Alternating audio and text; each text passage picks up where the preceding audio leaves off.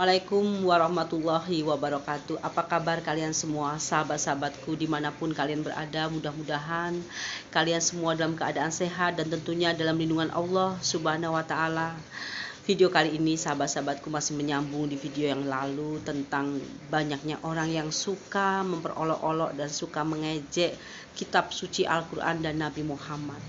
Ini renungan buat kita semua agar kita menjadi pribadi yang kuat, pribadi yang kokoh, sehingga kita menjadi hamba-hamba Allah yang selalu bertakwa dan tentunya selalu dalam lindungan Allah Subhanahu wa Ta'ala. Sahabat-sahabatku yang dirahmati Allah, tidak mudah bagi non-muslim melihat bagaimana bentuk Islam yang sebenarnya, karena Islam tertutup oleh perbuatan para pengikutnya. Ada orang Islam yang tampak begitu keras dan keji.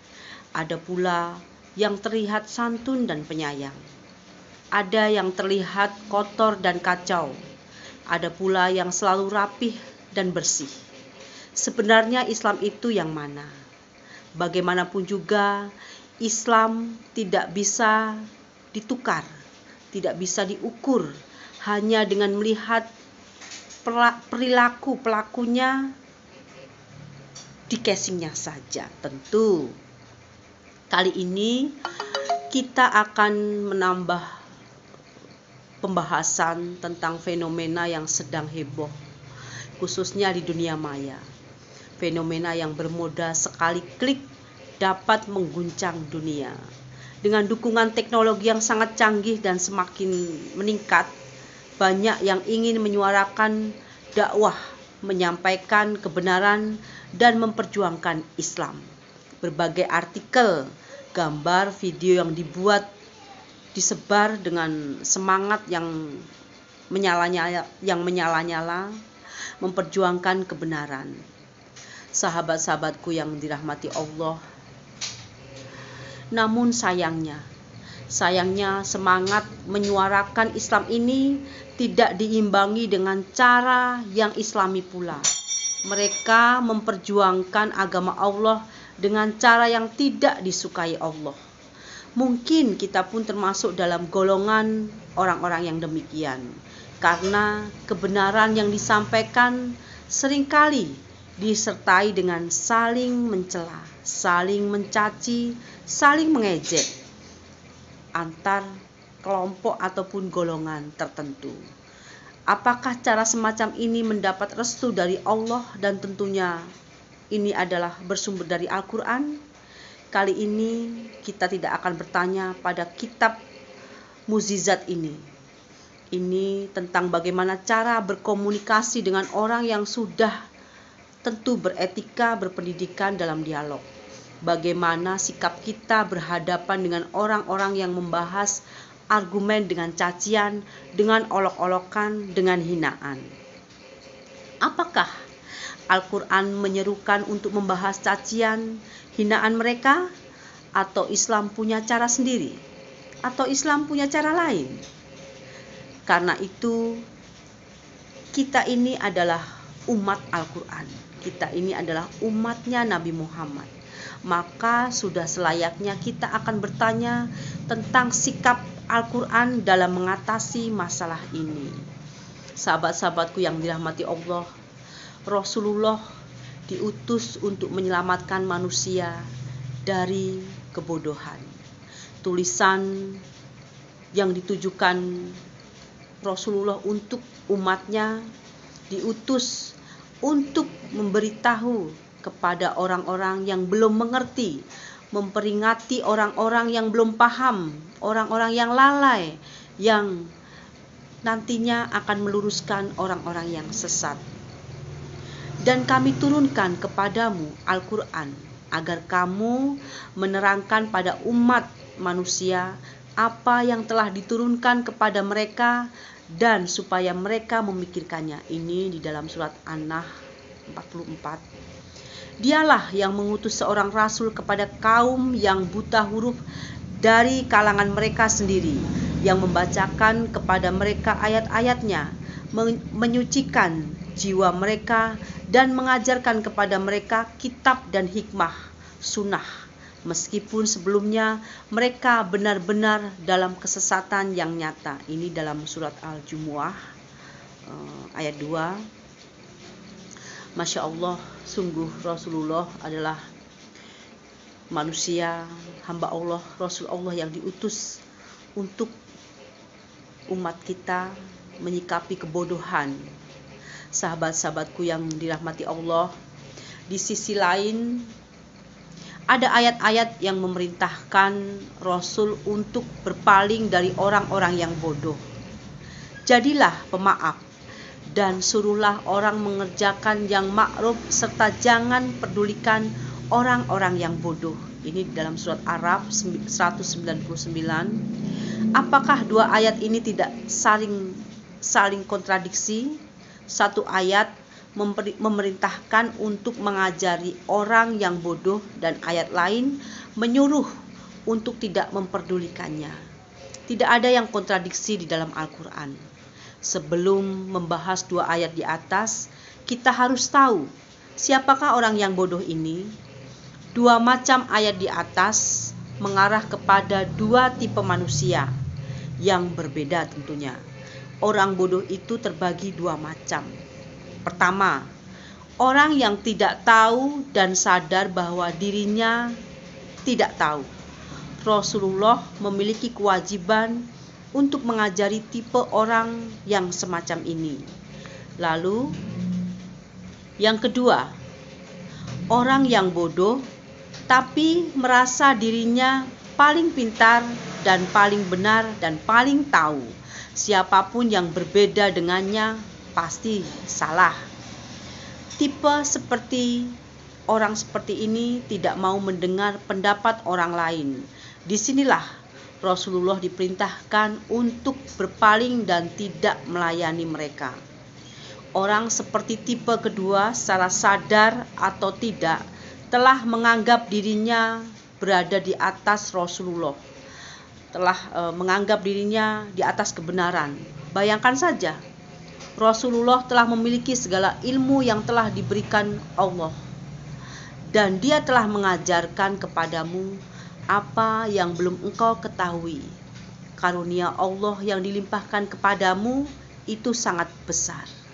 Ini dalam surat An-Nisa 113. Tapi di saat yang sama Allah masih menyuruhnya untuk berdoa meminta tambahan ilmu. Sahabat-sahabatku yang dirahmati Allah,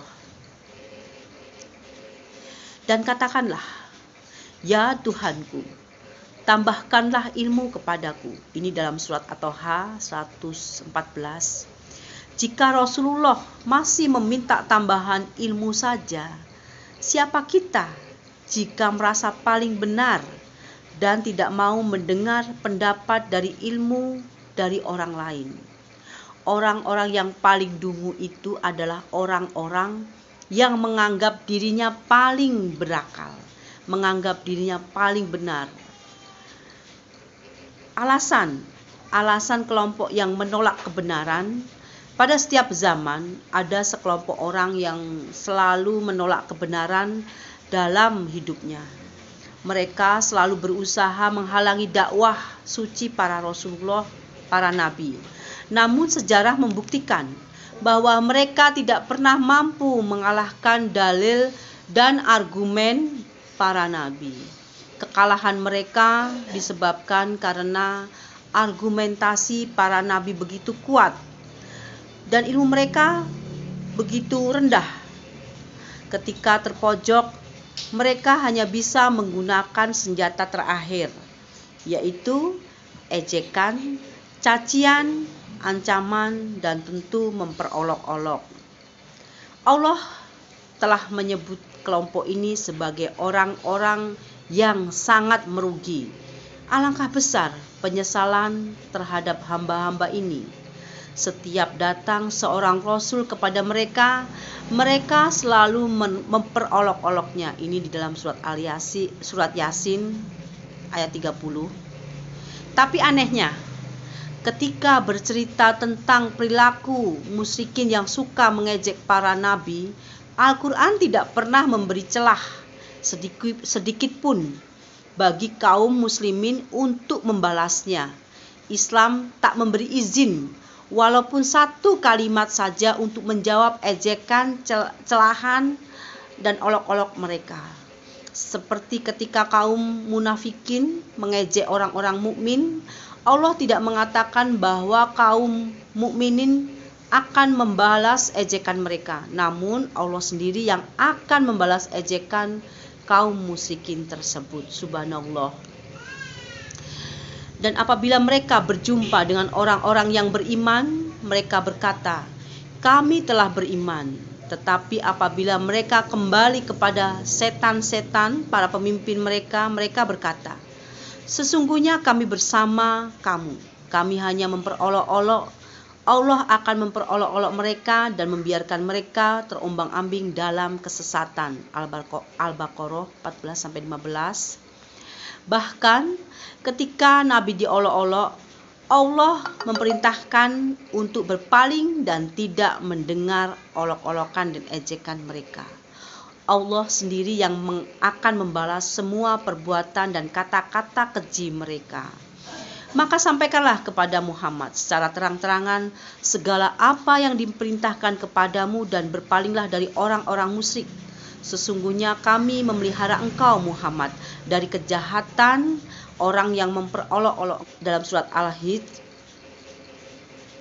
94-95. Para penyeru kebenaran tidak boleh masuk ke dalam dunia kotor ini. Perilaku ejek-mengejek hanya layak dilakukan oleh orang-orang yang frustasi menghadapi argumen kebenaran. Pejuang kebenaran tidak diizinkan sama sekali untuk berperilaku kotor seperti mereka. Teringat dengan kisah Nabi Muhammad, juga teringat pula dengan kisah Nabi Nuh ketika membuat kapalnya di daratan. Melihat keanehan tersebut, mereka kaum musyrikin memperolok-olok dan menertawakan beliau karena membuat kapal di tengah daratan yang jauh dari perairan.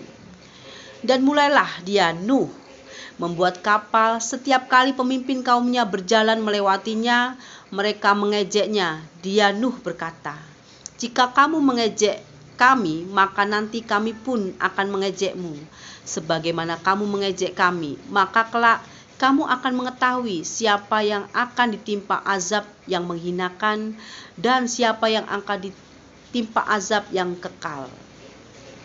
Ini dalam surat Al-Hud 38-39. Sahabat-sahabatku yang dirahmati Allah, dalam kisah ini Nabi Nuh tidak membalas ejekan musuh-musuhnya.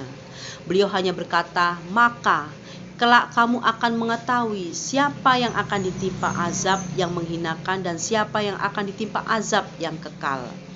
Dalam kitab Ad-Dur Al-Mansur As-Suyuti meriwayatkan bahwa Imam Muhammad Al-Baqir dan Ali Zainal Abidin, beliau berkata, "Senjata orang durjana itu adalah kata-kata yang buruk."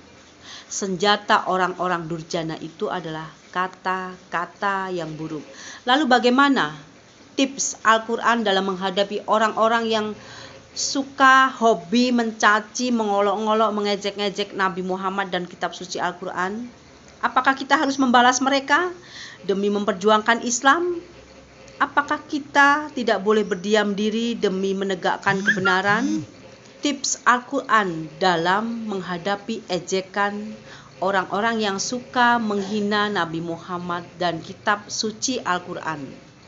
Jika Allah tidak memberi celah sedikit pun untuk membalas ejekan mereka, lalu bagaimana sikap kita menghadapi orang-orang yang suka menghina, mengejek kita, bahkan memperolok-olok kebenaran Al-Quran dan Nabi Muhammad? Para penyeru kebenaran tidak boleh masuk ke dalam dunia yang kotor.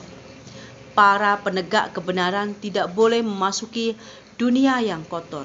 Perilaku ejek-mengejek, olok-mengolok, cacian hanya layak dilakukan oleh orang-orang yang frustasi menghadapi argumen kebenaran.